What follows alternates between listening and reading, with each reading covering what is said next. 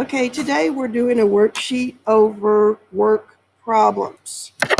Some reminders for the equations you're going to use. From the notes we took last week, work equals force applied to an object times its displacement, how far it moves. On this worksheet, all of the work is going to assume to be in the, all the force is going to be assumed to be applied in the direction of the movement. So we're not going to, on this worksheet, we're not going to use the cosine theta version that I also gave you in your notes. So if you'll look at the worksheet that I gave you, okay, some things to notice about the worksheet. Not all the units are what they need to be before you do the math. Work is in joules. Remember, a joule is a Newton meter. That means force is in newtons and displacement is in meters. So if we multiply force times displacement, you get the Newton meter, which is defined as a joule. So make sure all your units are either in meters, newtons, or joules prior to plugging them into the equation. Also, if the work is done in the vertical plane and they don't give you force to plug in, you need to remember that force is equal to mass times G, and G is always 9.81 meters per second squared.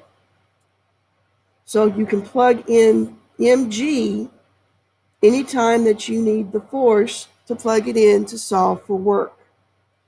An example of that is number 1. So a student does 2,400 joules of work climbing a set of stairs. If the student has a mass of 43.2 kilogram, how high are the stairs?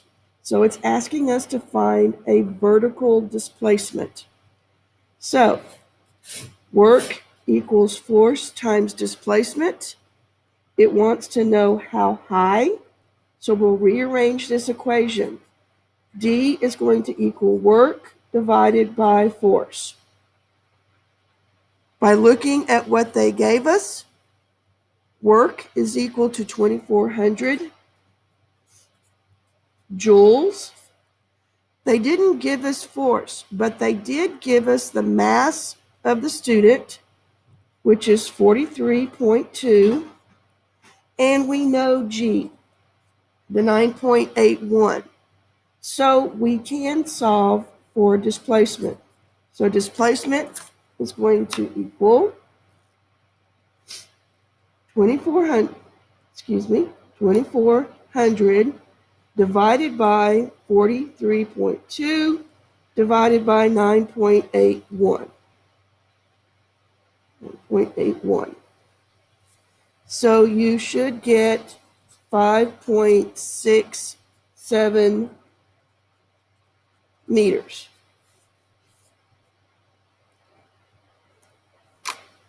So what I want you to notice out of this equation is that if it's a vertical, force is mass times G. That's from our previous chapters. Okay. Number 2 is a little bit more straightforward. So, number 2, an object weighing 90 newtons, so that's your force, is lifted 384 centimeters. So it's in centimeters, it's not in meters, so to convert it, we're going to move the decimal over 2, 3.84 meters. An object weighing 40 newtons is lifted 3.84 meters. How much work is done by the object? So our equation, work equals force times displacement. We have the force as 90. We have displacement at 3.84. And so if we multiply 90 times 3.84, you should get your work as 345.6 joules. Now, the rest of the worksheet, if you know force and you know displacement, you can calculate work. But if it asks you to calculate one of these others, you're going to have to rearrange the equations. So if they want you to solve for force, force is going to equal work over displacement. If they want you to solve for displacement, it's going to be work divided by force. You need to be able to manipulate this equation. Please do not forget that force equals mass times g when the motion is in the vertical plane, like climbing stairs. It'll ask you how high the stairs is, or the stairs are. It may ask you how far did they lift something. If something's being lifted, the movement is in the vertical plane. So you're going to be able to use G in the mass to find force. The only oddball of all of these is number 9. If you will look at number 9, it says how much work is done when a weight of 45 pounds is lifted 200 inches. I am not going to have you calculate out or convert from pounds to kilograms and inches to meters. Just know that you're going to need the G, which is 9.81 meters per second squared in metric, but in English units, G is equal to 32.174 feet per second squared.